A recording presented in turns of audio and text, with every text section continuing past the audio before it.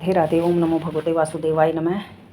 तो जब युद्ध की शुरुआत होनी थी तो दोनों सेनाओं के बीच रथ खड़ा था। तो अर्जुन बोला भाई मैं कैसे युद्ध करूं। तो वो बैठ गया था अपना गांडीव रख कर न कहा कि भाई मेरा तो शरीर भी कांप रहा है, मेरा तो गला भी सूखा जा रहा है, भाई मैं नहीं युद्ध कर सकता।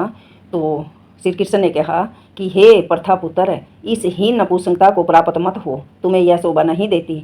हे अर्जुन, हृदय की दुर्बलता को त्याग कर युद्ध के लिए खड़े हो जाओ और युद्ध करो। तो अर्जुन ने कहा, हे मधुसूदन, मैं युद्ध भूमि में किस तरह से भीष्म तथा द्रोण जैसे पूजनीय व्यक्तियों पर उल्टा बाण चलाऊंगा। उल्ट बाण कैसे कर सकता हूँ मैं, वो मेरे गुरु हैं, पूजनीय हैं। ऐसे महापुरुषों को जो मेरे गुरु हैं उन्हें मारकर मैं जीने की अपेक्षा इस संसार में भीख मांगकर खाना भी अच्छा समझता हूँ। मैं उन्हें नहीं मार सकता, भले ही वे सांसारिक लाभ के इच्छुक हों, किंतु वे हैं तो गुरुजन ही।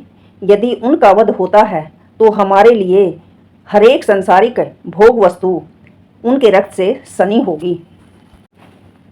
अर्जुन ने कहा, मैं तो ये भी नहीं जानता कि हमारे लिए क्या श्रेष्ठ है, उनको जीतना या उनके द्वारा जीते जाना।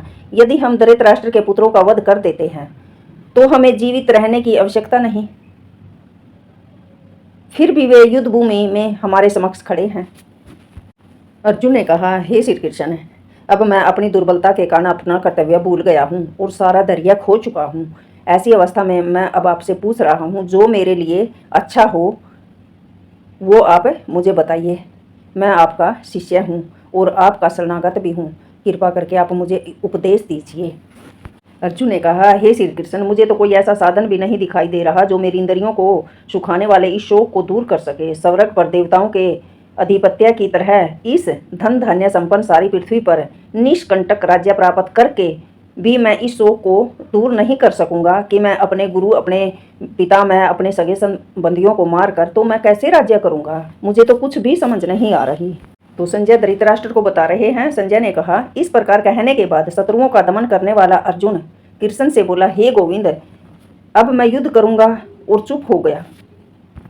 तो कृष्ण ने उसे समझाया कि हे अर्जुन, ये आत्मा तो पहले मरी पड़ी है, आत्मा तो कभी मरती नहीं, ये शरीर तो पहले ही मरे हुए हैं। तू उठ, गांडी उठा और युद्ध कर, इससे तेरा यश बढ़ेगा।